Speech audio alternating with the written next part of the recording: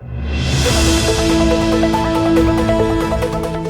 आपण पाहत आहात युवा राज्य न्यूज चॅनल आणि आजचा विषय आहे मालेगावच्या जिल्हा परिषद शाळेच्या शिक्षकाला चक्क मालेगावमध्ये बस सुरू करा अशी मागणी करण्याची वेळ आलेली आहे। मालेगाव हे अर्धापूर तालुक्यातील सर्वात मोठं गाव आहे। त्यातल्या त्यात नॅशनल हायवे या महामार्गावर गाव आहे।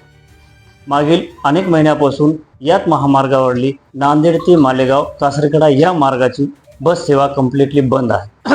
एवढे दिवस आपल्या ज्येष्ठ नागरिकांना हे सर्व काही त्रास सहन केला, पण आता वेळ शाळा सुरू झाली, शाळेची बेल वाजली, पण अद्याप काय आमची काही बस सुरू झालेली नाही।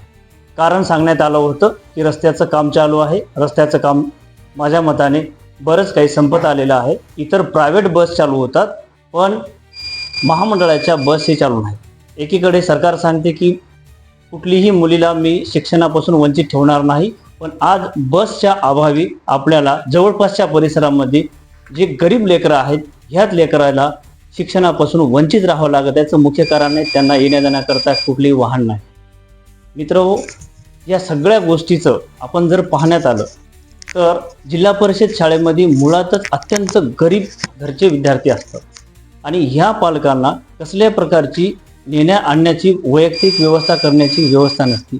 म्हणूनच ह्या सगळ्या गोष्टीला शासनाचा कुठं ना कुठंतरी आधार मिळतो। शासनाच्या फक्त गप्पा होतात, पण ह्या गप्पा आज खरंच आपल्याला त्याचा लाभ होतो का, हे चित्र आणि हे आपल्यासोबत जे मुख्याध्यापक आहेत यांना आपण आज प्रत्यक्षात विचारू की आपण निवेदन दिलेलं आहे त्याची खरीच काय परिस्थिती आहे।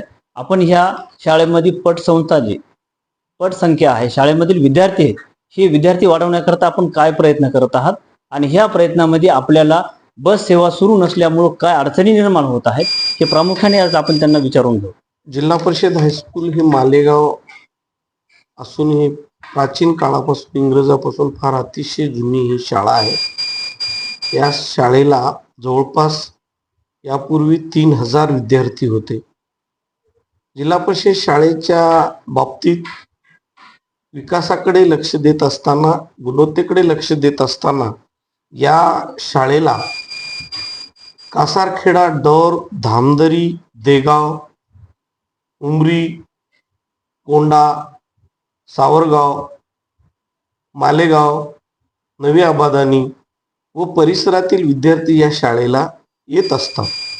येत असताना मध्यंतरी हे विद्यार्थी थांबल्या गेल्याची जाणीव आम्हाला झाल्यामुळे या गावामध्ये आम्ही जाण्याचा प्रयत्न केला। ही गावं दत्तक दिली आणि पालकाकडून अशी मागणी आली की आम्हाला जाण्या येण्यासाठी वाहतुकीची सोय नाही आणि त्यामुळं आमच्या मुली, विशेष करून मुली शिक्षणापासून वंचित राहत आहेत। आमची जाण्या येण्याची दळणवळणाची सोय करता का, अशी मागणी आमच्याकडे केल्यामुळे आम्हाला शासनाच्या विशेष योजनेचं लक्ष आलं आणि त्यामुळं आम्ही शालेय समितीचा ठराव घेतला आणि नांदेडच्या DC-कडे, सरव्यवस्थापकाकडे निवेदन दिलो की त्वरित या मार्गाने चालू असणाऱ्या बसेस चालू केल्या तर विद्यार्थ्यांचं शैक्षणिक नुकसान होत असलेलं थांबेल आणि तुम्ही याकडे विशेष लक्ष घालावं, अशी आम्ही त्यांच्याकडे तीव्रतेने मागणी केली आहे।